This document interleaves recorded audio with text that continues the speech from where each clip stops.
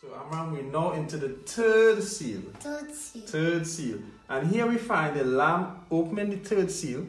Revelation chapter 6, verse 5 and 6. Third seal, right? So it's a very mysterious seal again. But remember, John wrote it down. It was in symbols. But now we have the seventh angel revealing it unto us. So we have the black horse. We have the balances. And look at what Brother Branham said on the third seal. He said, this morning early, the Holy Spirit came to where I was. I seen this other seal open up. So the Holy Spirit revealed his third seal to Brother Branham. Then he came down to Branham Tabernacle and he preached it for us. And now we have it on tape and we're hearing it today. It's still being revealed today. Now, the third beast that went out from the devil was this black horse. The black horse, correct. That's right. Now, here is the mystery of the black horse as God revealed it to Brother Branham. That's what the dark horse represented, the dark ages. So first, remember, he was on a white horse. Then he jumped off the white, gone onto the red horse. Now he's on a black horse. So he changes his ministry.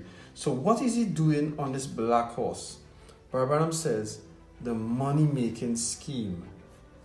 Money-making scheme. So they made a place called purgatory. Remember, the false church was full of false teaching, antichrist teaching. And this was one of them, a place called purgatory. That's not anywhere in the Bible. Because Branham says that's a dogma. A dogma is something added. It's not scriptural.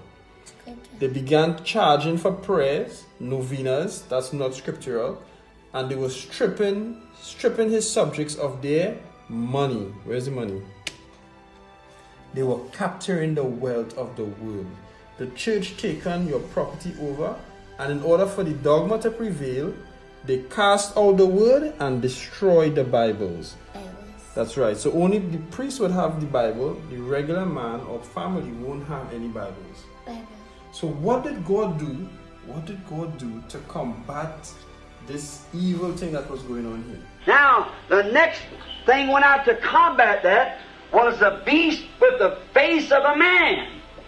Smart, educated, shrewd, fine, anointed with that spirit of that day.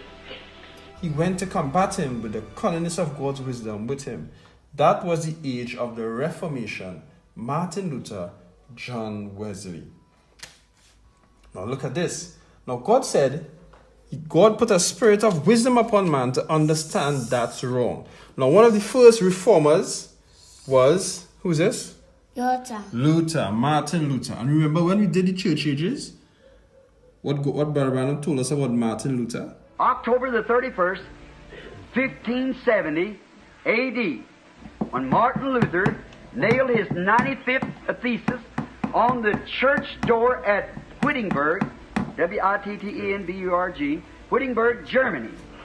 From that date, the Reformation set in. The fire began to fly. Now, Luther loved the Bible. He loved the Bible, and he not only wanted it for himself, but he wanted everybody to have it and to live by it. So what he did, he took advantage of technology in his day. What is this? Printing press. Yes, a printing press. In Germany, they had made a printing press. And Luther took the Bible, translated it, Old Testament and New Testament, and he made copies of it.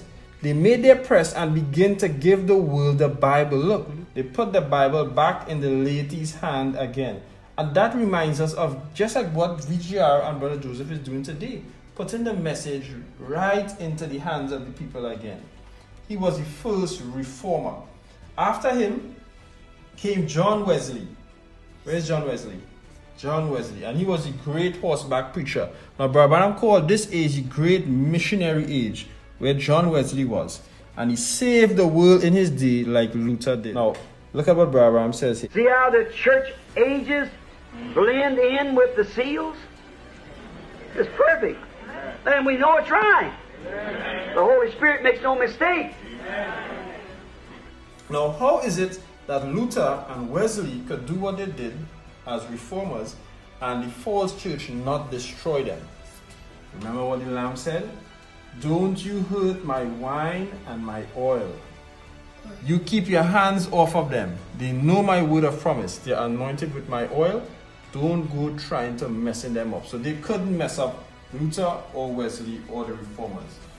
So because they had the oil, Holy Spirit, plus wine, stimulation, and that gives you stimulation by revelation. And that's what they had. That's what Brother Branham had, stimulation by revelation. And that's what we have. We have stimulation by revelation. And the only way you could get stimulation by revelation is by pressing play. That's the only way we could get that stimulation.